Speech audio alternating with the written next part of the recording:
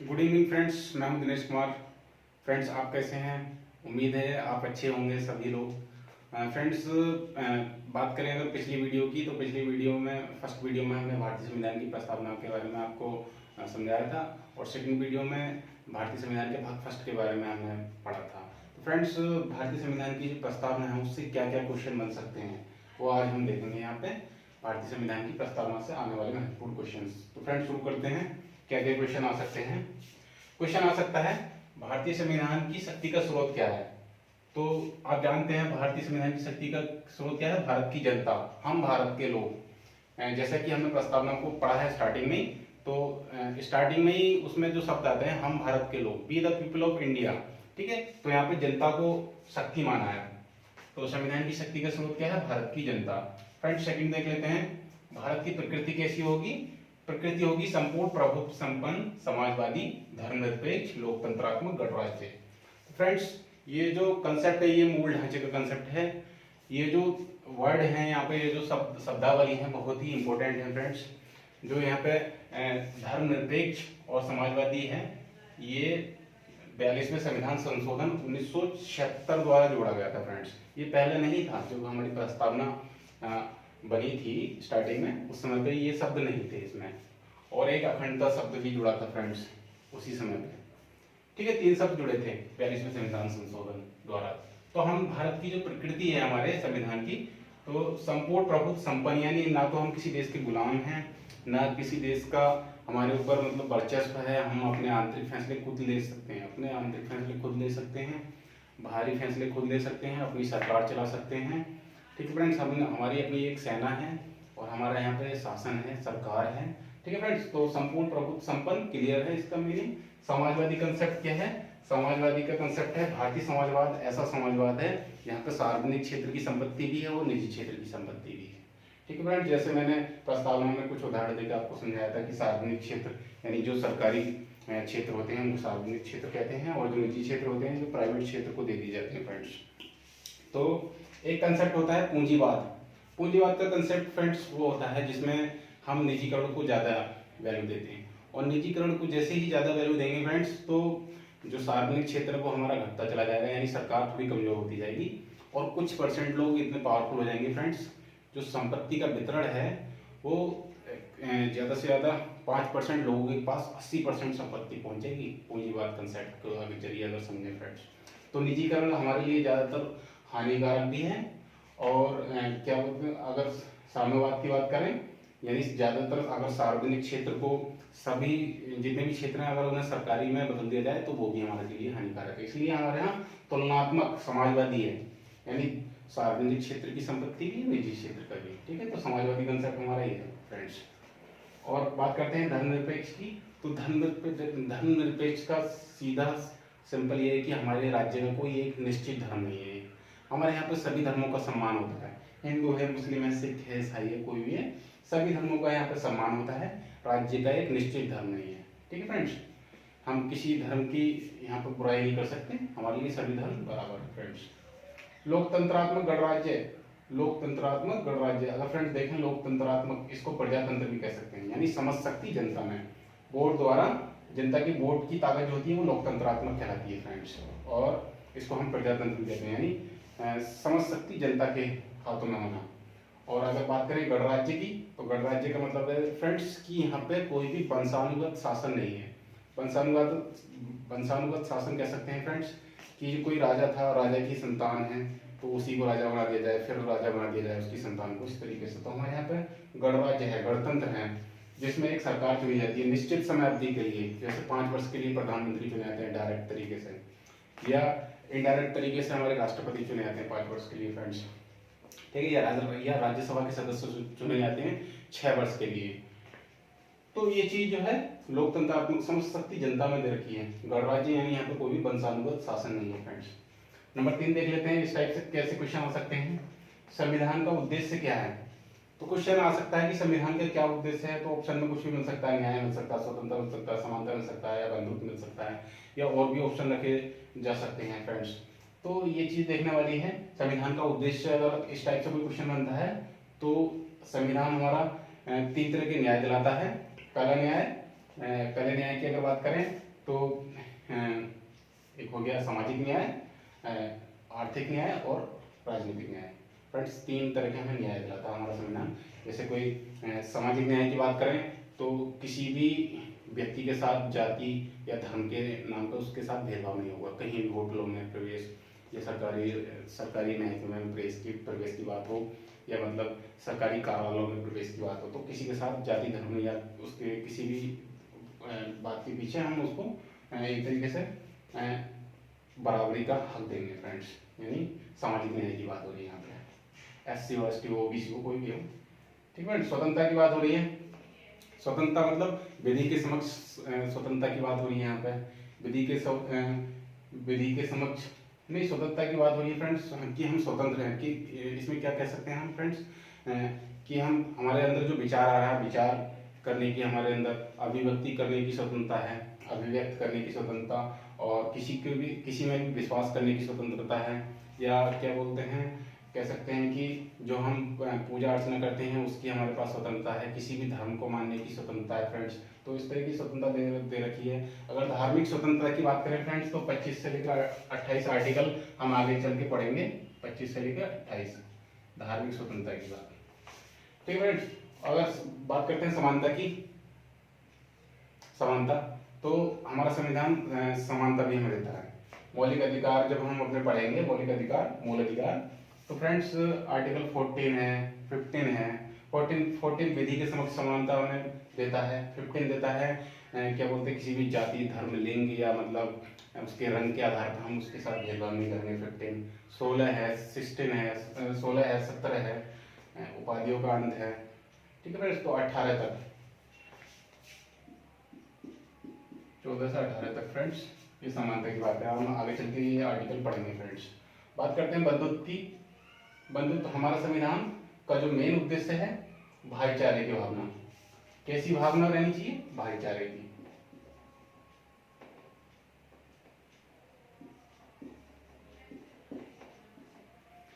भाईचारे का कंसेप्ट इसलिए फ्रेंड्स क्योंकि हमारा जो देश है वो विविधता वाला देश है। यहाँ पर कई भाषाएं बोली जाती हैं फ्रेंड्स, जो कि हमारे संविधान में अभी मौजूदा समय में 22 भाषाओं को मान्यता मिल चुकी है फ्रेंड्स। तो भाईचारे का कंसेप्ट इसलिए क्योंकि विविधता वाला देश है, अलग अलग राज्य हैं। अगर फ्रेंड्स हमारा देश एक नहीं हुआ होता, जो कि कम से कम 540 या 50 के समथिंग रियासतें थी, तो उनको मिलाने के लिए जो नेता थे हमारे, क्या बोलते हैं, सरदार पटेल, उन्होंने बहुत मेहनत की फ्रेंड्स, और हमारे देश को एक माला में पिरो दिया फ्रेंड्स।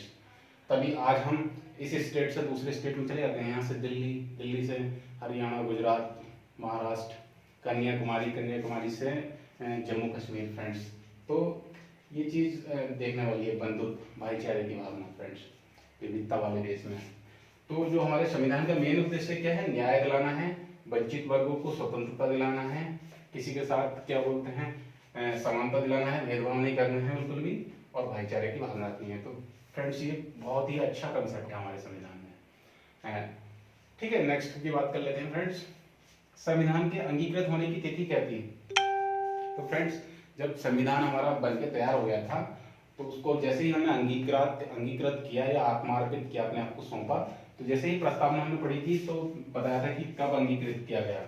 तो 26 नवंबर 1949 को फ्रेंड्स।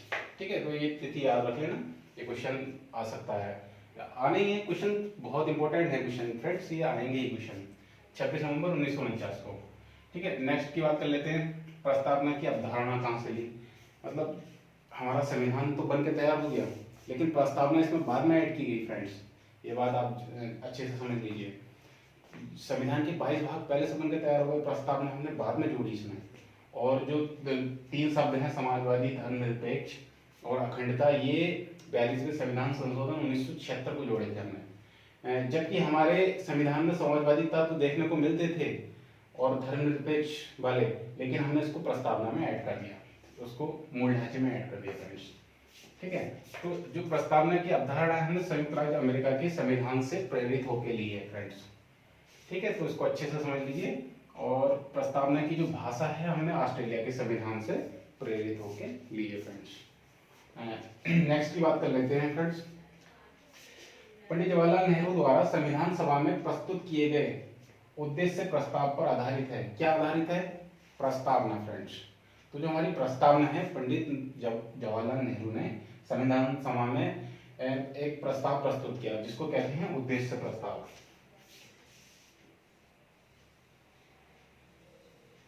ठीक है फ्रेंड्स, तो उद्देश्य प्रस्ताव प्रस्तावना में पंडित जवाहरलाल नेहरू द्वारा प्रस्तुत किया गया था। और ये किस दिन किया गया था? जब संविधान सभा की तीसरी बैठक हुई थी 13 दिसंबर 1946 को फ्रेंड्स।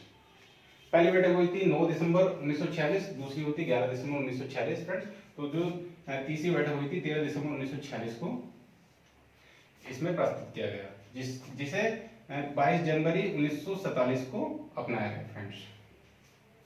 ठीक है, तो ये अच्छा क्वेश्चन है। पंडित जवाहरलाल नेहरू द्वारा प्रस्तुत किए गए उद्देश्य प्रस्ताव पर आधारित है प्रस्तावना हमारी। ठीक है, इसको इस तरीके से पढ़ सकते हैं कि प्रस्तावना में पंडित नेहरू द्वारा संविधान सभा में प्रस्तुत किए गए उद्देश्य प्रस्ताव पर आधारित है। ठीक है, नेक्स्ट देख लेते हैं। प्रसिद्ध व्यक्तियों के कथन क्या थे? जो हमारी प्रस्तावना है, इस प्रस्तावना को क्या क्या कहा गया, किस किस व्यक्ति के द्वारा फ्रेंड्स? तो प्रस्तावना में संविधान की आत्मा, प्रस्तावना संविधान की आत्मा है, ये किसने कहा? पंडित जवाहरलाल नेहरू और ठाकुरदास भार्गव। प्रस्तावना संविधान की आत्मा है फ्रेंड्स। तो ये दो नाम आप याद कर लीजिए अच्छे से। नेक्स्ट है प्रस्तावना संविधान की जन्म कुंडली, ये किसने कहा? तो फ्रेंड्स ये कहा था, ये एक सदस्य थे ड्राफ्टिंग कमेटी के, प्रारूप समिति के के.एम. मुंशी। ठीक है फ्रेंड्स, तो इन्होंने कहा इसको जन्म कुंडली। और की नोट किसने कहा था? ये अर्नेस्ट बार्कर थे, उन्होंने कहा था की नोट, इसे कुंजी नोट, यानी भारतीय संविधान की कुंजी है ये जैसे ही हम संविधान में एंटर करेंगे तो कुंजी बताया इसको, प्रस्तावना को फ्रेंड्स। बात कर लेते हैं अनुच्छेद 32। अनुच्छेद 32 को बोलते हैं संवैधानिक उपचारों का अधिकार। ठीक है फ्रेंड्स, तो जो आर्टिकल 32 है इसे क्या कहा गया है? संवैधानिक उपचारों का अधिकार तो है ही है, इसे कहा गया है संविधान की आत्मा। संविधान की आत्मा कहा, और कहा किसने है?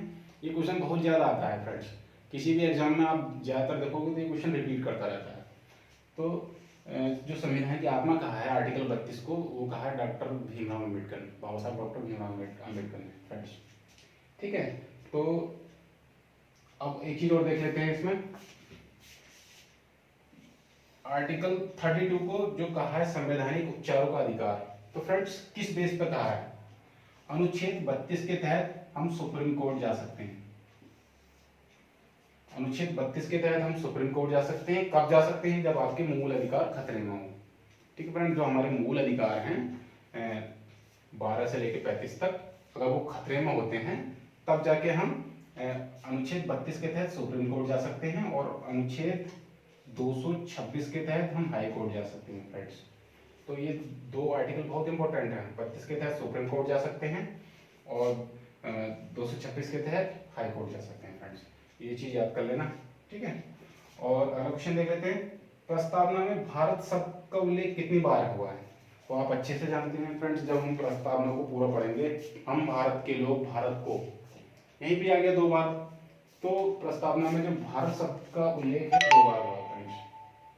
हम भारत के लोग भारत को संपूर्ण प्रभुत्व संपन्न समाजवादी पंथ निरपेक्ष लोकतांत्रिक गणराज्य बनाने के लिए तथा उसके समस्त नागरिकों को सामाजिक आर्थिक राजनीतिक न्याय, ठीक है फ्रेंड्स, पूरा इस तरीके से है। तो 2 बार हम भारत शब्द की क्या बोलते हैं उल्लेख हुआ फ्रेंड्स, अच्छे से इसको समझ लीजिए। अब नेक्स्ट क्वेश्चन देख लेते हैं फ्रेंड्स। सामाजिक न्याय, आर्थिक और राजनीतिक न्याय, ये तीनों हमने कहां से लिए? किस देश की क्रांति से लिए हैं फ्रेंड्स? तो ये हम लेंगे रूस की क्रांति से।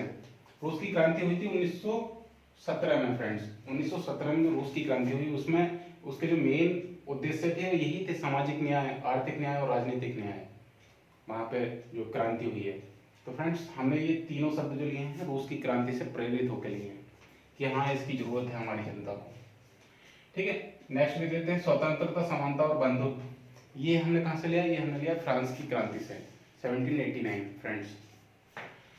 स्वतंत्रता, समानता, तो जो अच्छी चीजें थी हमने दूसरे देशों से लिया, तो इसमें हमारी कोई गलती नहीं है फ्रेंड्स। क्योंकि हम पहले गलती करें तभी हम अच्छे काम करें। अगर हम सामने वाले को देख रहे हैं कि अगर उसने पहले गलती की है और उसने फिर अच्छे काम किए हैं तो हम अच्छी चीज़ उससे ले सकते हैं फ्रेंड्स। तो हमने अपने संविधान में जितनी भी चीज़ें दूसरे देशों से ली हैं वह सब अच्छी अच्छी चीज़ें ली हैं फ्रेंड्स, तभी आज हमारा संविधान इतना बड़ा अच्छा संविधान है और दुनिया का सबसे बड़ा संविधान है, दुनिया का सबसे बड़ा संविधान, लिखित संविधान।